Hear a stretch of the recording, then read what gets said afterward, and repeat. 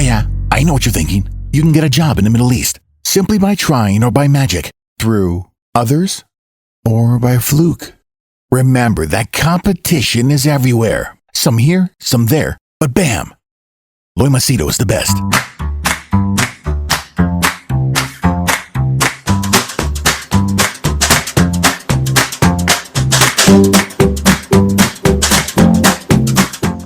Okay, for those of you who are in UAE or in the Middle East or want to come back, this will be a very interesting question for you guys.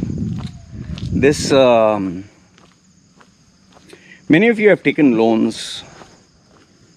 The reason being you get easy access to money. Now, what had happened during the COVID crisis is many people who took loans, they lost their jobs, and now they were not able to pay the loans back. Some of them took the loans and they ran away from the country. Some did it intentionally. Most did it out of a helpless situation. Now, here is a question. If you take a loan and you run away to your country, now number one is, can you fall into trouble? The second one is, if you, let's say, have taken a loan and you come back to the same country, will you get into trouble? And number three is, you have taken a loan, let's say from UAE, and you come back to Qatar or Saudi, will you be in trouble? Now, I thought in this video I'll answer these questions.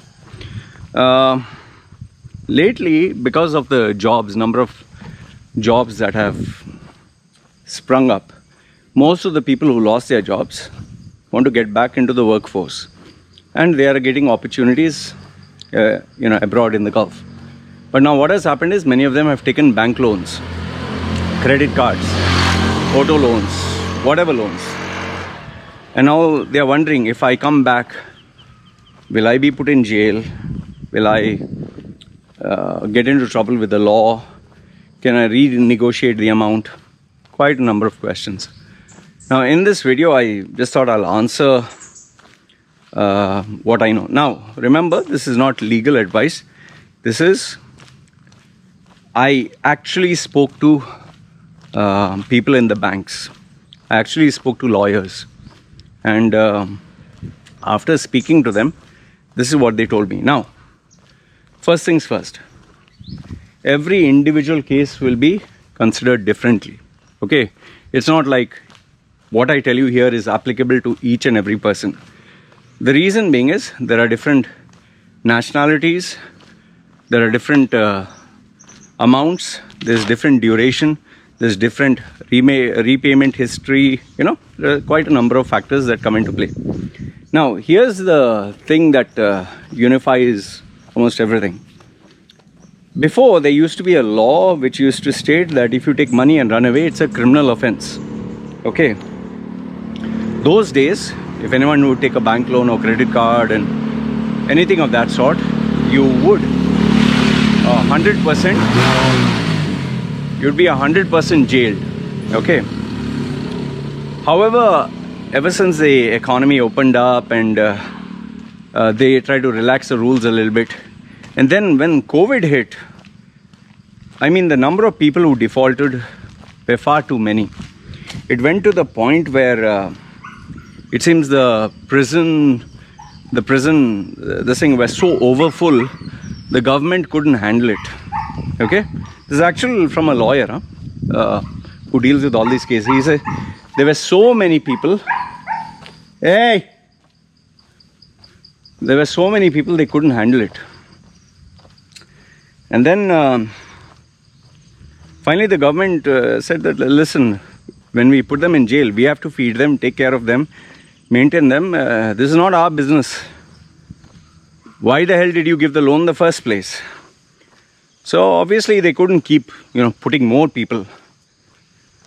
So eventually they had to leave them. Now, the question is, what happens after you leave them? Are they free to go? Are they free to travel back home? Here's a big question. Now, here is where things get a little blurred. Some people were allowed to get another jobs.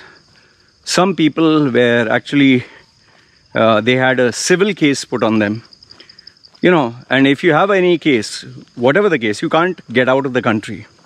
So now the question comes, what happens to people who have taken the loan, managed to get out of the country, not paid the amount, and want to come back? The first thing is, it depends if they have made a police case. If they have made a police case, when you arrive at the airport, okay, they will catch you. So now the question is, Loy, how do I find out? Well, if everyone could find out whether they have or don't have a case, they would make alternate arrangements, right? The guilty would never come back in. So I doubt they are going to give you this information. Okay. Yes, there are ways and means of finding this, but I don't want to start giving you the loopholes of the system. But yes, there is a way to find out. Okay. Now let's assume that you found out there's no case. Then if you arrive, you mind your own business, nobody complains, fine. But if there is no case and you arrive in the country and then they find out that you're there, then they will chase you again. Okay, then becomes a problem. They can contact your owner, they can contact your company, they can harass you, they can send collection agencies, so many things are there. Okay. Now let's assume the second part. They made a police case. When you arrive there, they will jail you. That's it. Now next question. Loy, how long will they jail me? There is no one size fits all. It's not like 10 days and you're out, 20 days and you're out. It depends from country to country. It depends from even Emirate. Ras Al Khaimah jail is different. Ajman jail is different. Dubai jail is different. It all depends. Okay. Let's assume the standard average is 1 month. Now, after you have been put in jail 1 month, so let's say you took a sum of money, you're jailed 1 month. Is the amount forgiven? Or will they ask you to pay it? Now, obviously, when you take money, you have to pay it back. They're not going to let go of you that easy. So now comes the part, you'll have to renegotiate. Because the bank is not going to keep it. And especially if you have a job, they're going to tell you pay the full amount. If you don't have a job, they're going to tell you, okay, pay this amount of money within this time and we close the case. Okay. However, if you're trying to play around and trying to get the cheapest, then it might take time. I'll give you a small example. There was this guy who took around, I think, 50,000 dirhams, which is not very big. He left because he lost his job. He didn't pay. He got a job offer again. He wanted to come back. And instead of paying 50,000, sorry, not 50,000, 150,000. He requested, how much? They said no discount, nothing. He checked with my friend who's a lawyer. So he said, just say 50,000. So he finally told 50,000. They said no. He went back and forth. Finally, he said, forget it. And the lawyer told him, you come down, you be in jail, we'll try to fight your case, and we'll try to get you some lenient amount. He didn't have the appetite for being in jail. He said no. Finally, the job offer expired. He never came. Now, after it seems 6 months or 7 months, after the job expired, the bank is now telling him, fine, you pay 35,000. It's enough. But it was too late. Now he said, no, I don't have the job anymore. Now, I checked with another bank manager. He said, see, Loy, people who have taken loans from India, Pakistan, Sri Lanka, he's saying they've taken the loans and they run away. Where will you search for them? Where will you go? And the government is not going to start deporting its citizens to UAE jails and all that. In fact, one of the good questions he asked me, he said, B.R. Shetty has taken billions. What are they doing with him? He has taken billions.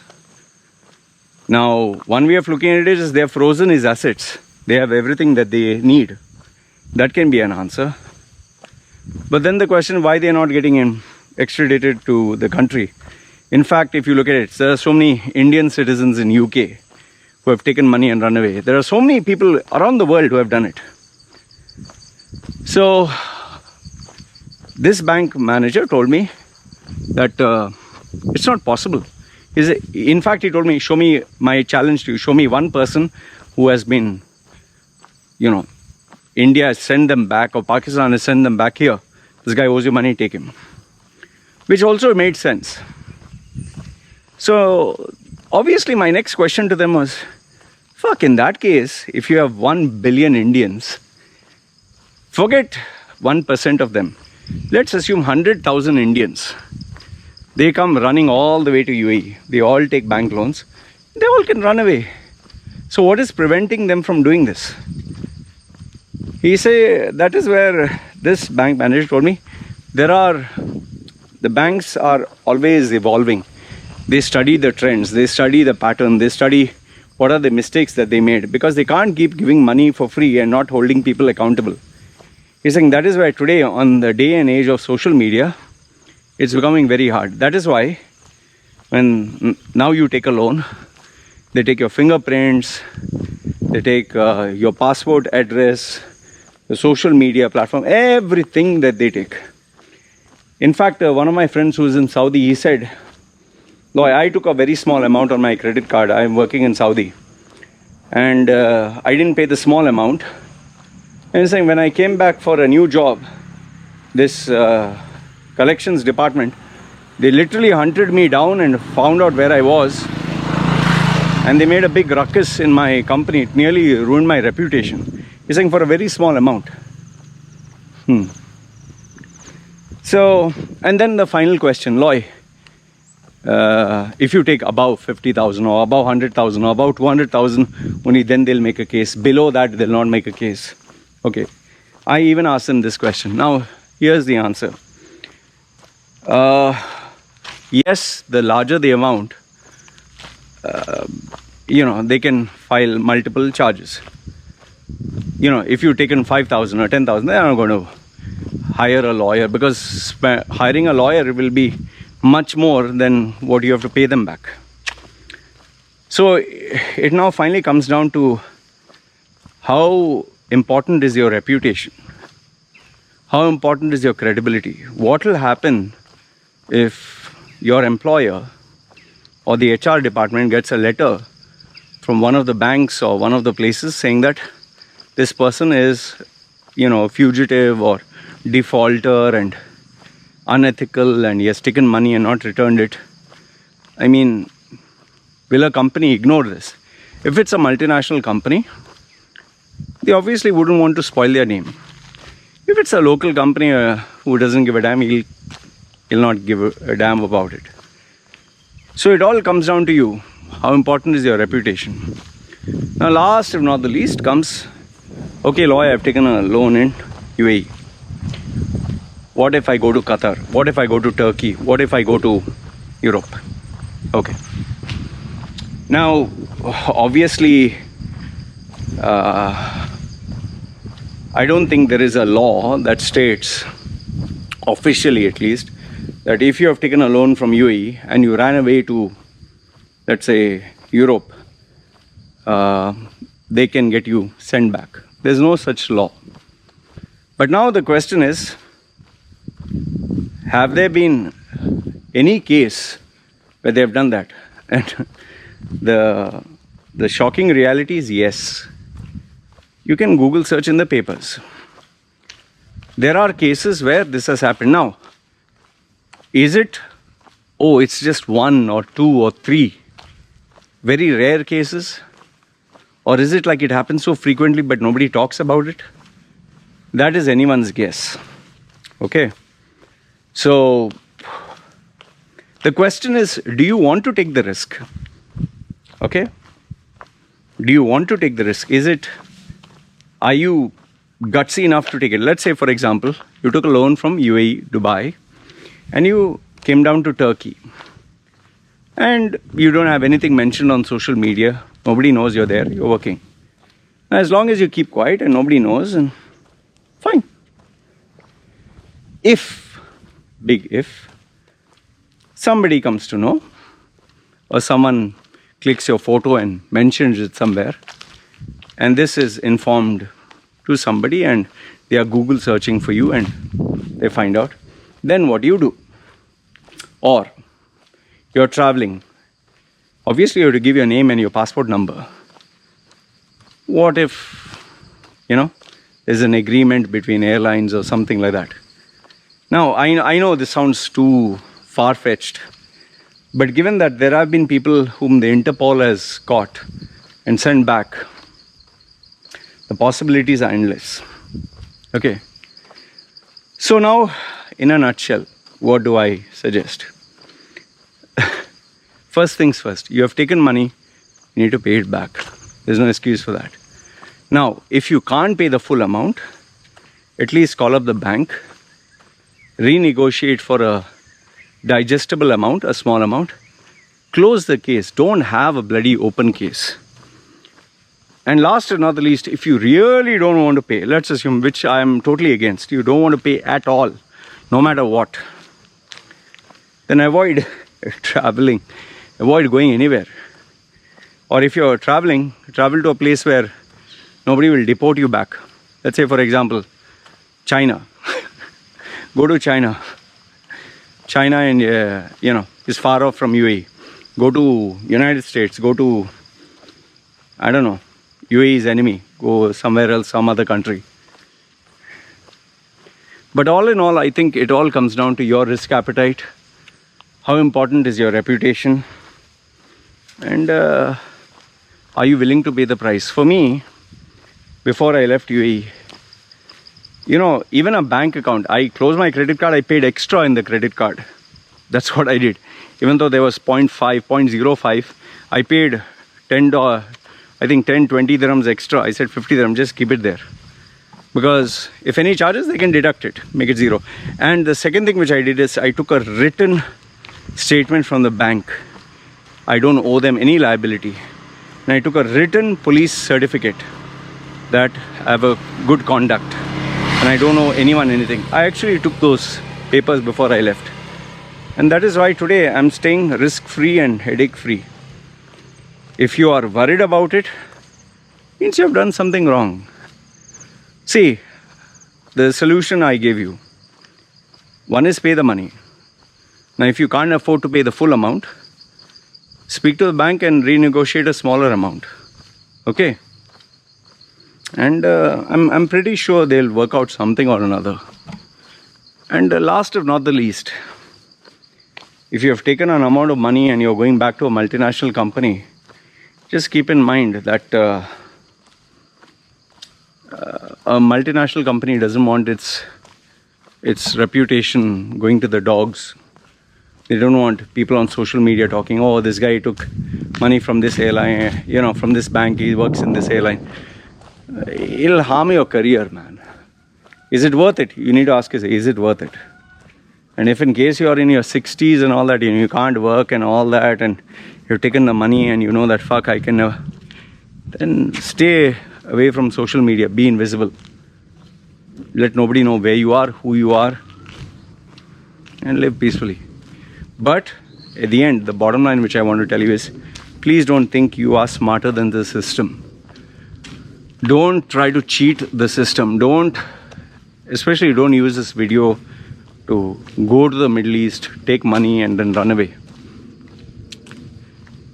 In any country, if you do that, that's not ethically right. And I can assure you this much, there will be a price to pay for it.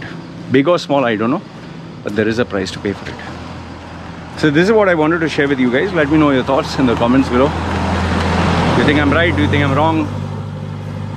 And yeah, if you have any information, feel free to share it with me, because end of the day, I can tell you one thing.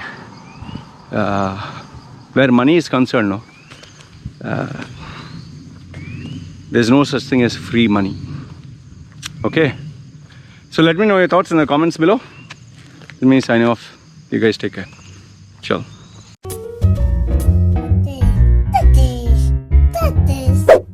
Yeah, I know what you're thinking. You can get a job in the Middle East simply by trying or by magic, through others or by fluke. Remember that competition is everywhere. Some here, some there, but bam! Loy Macedo is the best.